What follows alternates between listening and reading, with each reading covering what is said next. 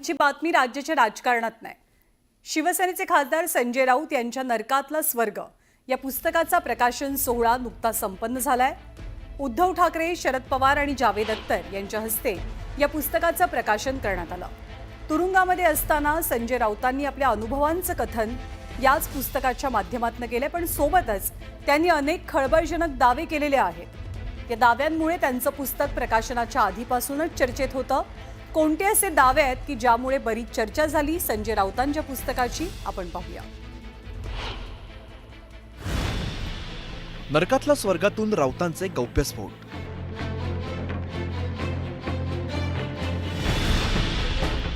अटकेपूर्वीचा उलगडला घटनाक्रम.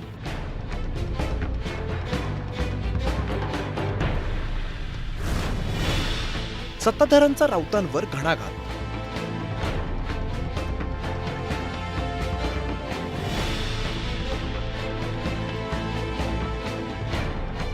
मी एकनाथ संभाजी शिंदे ईश्वर साक्ष शपथ घेतो की राज्यात 2022 साली शिवसेनेत फूट पडल्यानंतर एकनाथ शिंदेच्या नेतृत्वातील शिवसेनेसोबत भाजपानं राज्यात युती सरकार स्थापन केलं.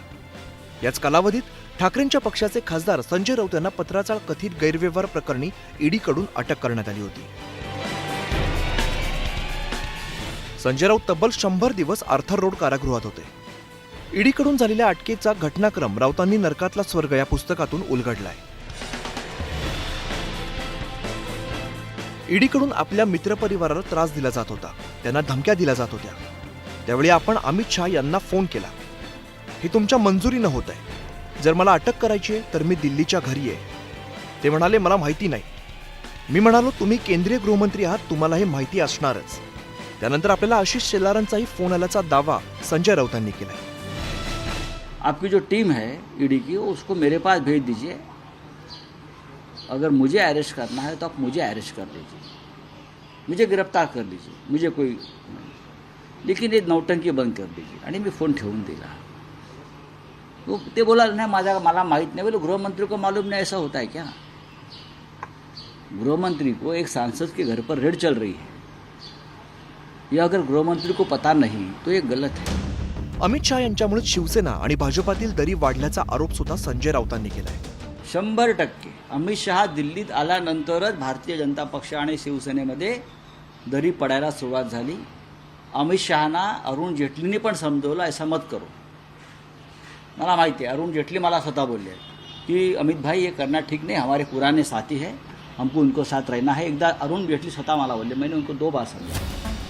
ईडीच्या कारवाईचा उल्लेख करतानाच संजय राऊतांनी अटकेपूर्वी तत्कालीन मुख्यमंत्री एकनाथ शिंदेंबाबत एक मोठा दावा या पुस्तकामध्ये केलाय. अटक होण्याआधी एकनाथ शिंदे यांचा मला फोन आला होता. शिंदे म्हणाले की मी वरती बोलू का, अमित शहा यांना बोलू का? मी म्हणालो काही गरज नाही, तुम्ही वरती बोललात तरी मी तुमच्या पक्षात येणार नाही, असं सांगितल्याचं संजय राऊतांनी म्हटलंय. आदल्या दिवशी मला शिंदेंचा फोन होता अटकेच्या आधी, अमित शहाशी बोलू का म्हणून. बोलो काही गरज नाही. नरक बघा, नरक कसा असतो. बोलू का मी वर, एस टी शिंदे वर बोलू का? मी वर बोलला तरी तुमच्या पक्षात मी येणार नाही म्हटलं. बरं का, काही गरज नाही. मला उद्या अटक होते आणि मी तुरुंगात जातोय, मी पळून जाणार नाही म्हटलं. वर बोलण्याची गरज नाही, मी बोलू शकतो एकटावर, मी समर्थ आहे. संजय राऊतांनी केलेल्या या दाव्यावर सत्ताधाऱ्यांनी जोरदार घणाघात केलाय.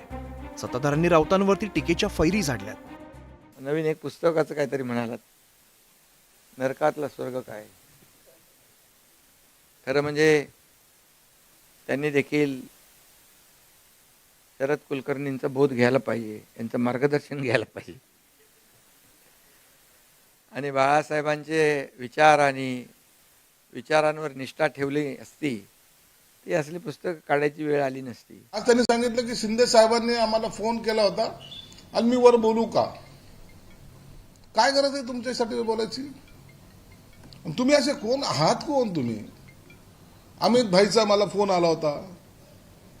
अमित भाईला बोललो ये ठीक नाही आहे भाई. मग शेलारचा फोन आला होता. या सगळ्या मनघडत कहाण्या आहेत. या राऊतांना गटारीचा अर्क हे लेखकाचं जे नाव आहे ना, ते अगदी शोभून दिसतंय. त्यांनी लिहावं पत्राचाळीमधल्या लोकांना जे अश्रू आहेत त्यांचे कशा पद्धतीने त्यांना फसवलं हे त्यांनी लिहावं. राज्यात 2019 मध्ये ठाकरेंच्या शिवसेनेने काँग्रेस आणि राष्ट्रवादी काँग्रेसची हातमिळवणी करत मविया सरकार स्थापन केलं. त्यानंतर 2022 मध्ये शिवसेना फुटून शिंदेंच्या मदतीने भाजपाने युती सरकार स्थापन केलं.